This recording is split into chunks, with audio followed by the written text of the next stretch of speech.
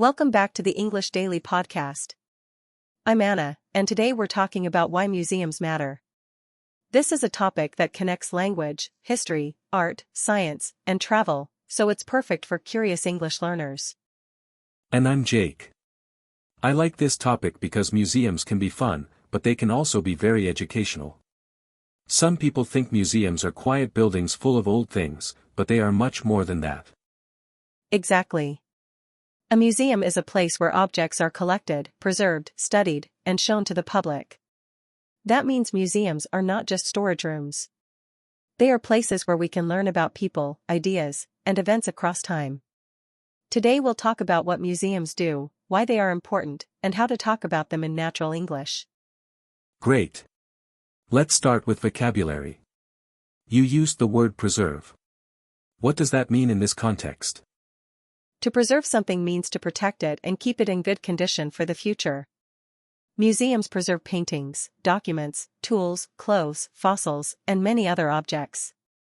Without preservation, these items could be damaged by light, humidity, dust, or simple age. So museums help us keep history alive. That's a useful word. I also hear people say artifact. Is that just a fancy word for old object? Pretty much, yes. An artifact is a human-made object that has historical or cultural value. For example, a cooking bowl from an ancient village, a handwritten letter from a famous writer, or a bracelet from centuries ago could all be artifacts. The important idea is that the object tells us something about people and their lives. I like that. So artifacts are like clues. They help us solve the puzzle of the past. Exactly. That is a perfect way to think about it. Museums help us become better observers. Observation means looking carefully and noticing details. When you stand in front of an object in a museum, you can ask, what is it made of? Who used it?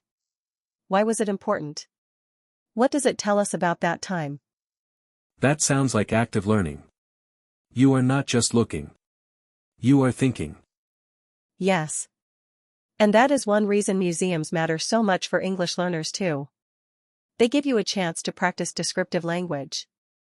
You might say an object is delicate, ancient, detailed, faded, elegant, or unusual. Those adjectives make your English more vivid. Delicate means easy to damage, right? Right. Delicate can describe something fragile or very carefully made. Another useful word is exhibit. An exhibit is a collection or display of objects in a museum. Sometimes one room focuses on a single topic, like space travel, marine life, or ancient clothing. Each exhibit tells a story. I love that idea, because it means museums are like books you walk through. That is a beautiful comparison. In fact, many museum visits feel like reading a story with your eyes. There is a beginning, where you learn the setting. Then there is a middle, where you explore the main ideas. Finally, there is often a big message or theme that stays with you after you leave. Theme is another good word. That means the main idea, right? Exactly. A theme is the central idea connecting everything. In a museum, the theme might be creativity, migration, invention, identity, or survival. A good exhibit does not just show random objects. It arranges them so the visitor understands a bigger story. So the arrangement matters too. That makes me think of a curator. Is that the person who organizes the museum? Yes. A curator is a person who chooses, organizes, and explains objects in a collection. Curators do a lot of research. They decide what to display, what labels to write, and how to help visitors understand the meaning of each item. Their job combines knowledge, taste, and communication. That sounds like a serious responsibility. If the curator makes the wrong choice, the exhibit might be confusing. Exactly. A well-designed museum can make difficult topics easier to understand. For example, if you learn about a war only through dates and names, it may feel distant. But if you see a soldier's letter, a child's drawing, or a broken household object, history becomes more human. That word human is important. Museums can make big history feel personal. Yes. They help us develop empathy. Empathy means understanding and sharing another person's feelings or experience. When you see objects from another time or culture, you can imagine the people behind them. That imagination helps build respect. I like that. So museums are not only about information. They are also about perspective. Exactly. Perspective means the way you see or understand something.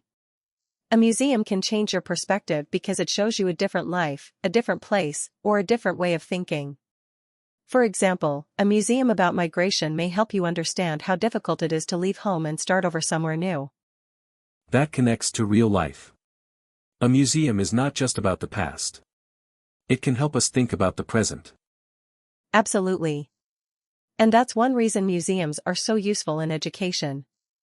Teachers often take students to museums because the experience is memorable. When you see the object directly, you remember it better than if you only read about it in a textbook. Memorable is a great word. It means something that stays in your mind. Right. And there's another word that fits here: immersive. An immersive experience makes you feel deeply involved, as if you are inside the topic. Some museums use sound, lighting, videos, and interactive screens to create a more immersive visit. That can be especially helpful for younger visitors or language learners. Interactive is another good one. That means the visitor does something, not just watches. Yes. Interactive exhibits often ask you to press buttons, move pieces, listen to audio, or answer questions. This turns learning into participation. And participation is powerful because you are using your body and mind together. I've noticed that some museums are very quiet and traditional, while others feel modern and playful. Is one style better than the other? Not necessarily. Different museums have different goals. A traditional museum may focus on careful viewing and quiet reflection. A modern museum may focus on engagement and hands-on learning. Both styles can be valuable. The key is whether the museum helps visitors understand and appreciate the subject. That makes sense. So the best museum is the one that matches its purpose. Exactly.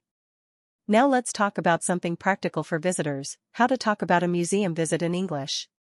You can say, "The exhibit was fascinating.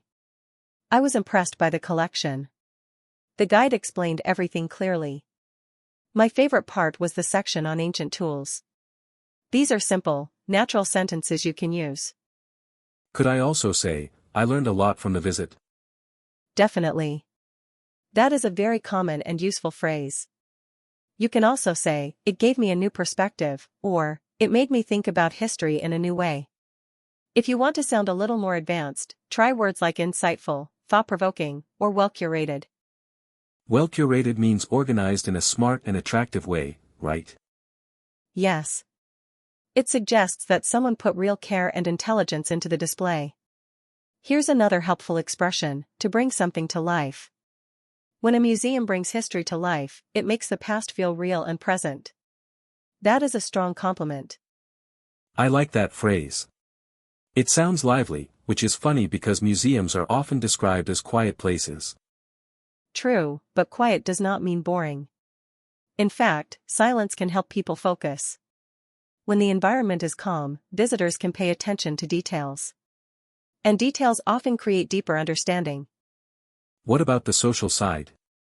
Do museums help communities too? Very much so. Museums can support local identity, protect cultural heritage, and create shared spaces for conversation. Cultural heritage means the traditions, objects, stories, and values that a group passes from one generation to another. Museums help protect that heritage so it is not lost. That's important. If heritage disappears, people may lose part of their identity.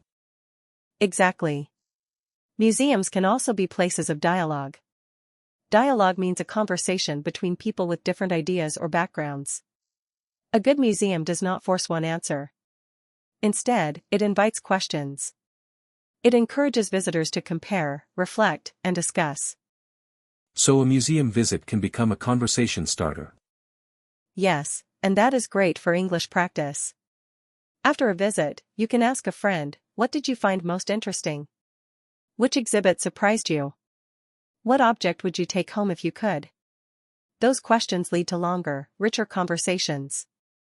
I can see how that helps learners. It gives them real topics and real vocabulary. Exactly. And if someone feels nervous speaking English, museums are a gentle topic because there are so many concrete things to point to. You can describe colors, shapes, materials, age, style, and emotion. You do not need perfect grammar to say something meaningful. That is reassuring. Sometimes learners think they must speak perfectly before they can speak at all. But that is a mistake. Communication is about connection, not perfection. In a museum, you can start with a simple sentence and expand it. For example, this painting is beautiful. The colors are soft. It feels peaceful. I think the artist wanted to show calmness. That is a wonderful mini response. Mini response is a nice idea. Short, clear, and useful. Yes. And one final practical tip: when you visit a museum, do not rush. Choose a few pieces and look carefully. Read the labels. Ask 1 or 2 questions. Take notes if you want. You do not need to see everything. A thoughtful visit is usually better than a fast one. That's a good reminder. Quality over quantity. Exactly. So to recap, museums matter because they preserve history, teach us new vocabulary, develop empathy, and help us see the world from different perspectives. They can be quiet or interactive, traditional or modern, but their purpose is the same: to connect people with knowledge and meaning. And for English learners, museums are great practice because they give you real words for describing objects, sharing opinions, and asking questions. So next time you visit one, slow down, stay curious, and try using the new vocabulary from today. That's our recap for today. If you enjoyed this episode of the English Daily Podcast, please subscribe and keep learning with us. We'll be back soon with another topic to help you improve your English in a fun and practical way.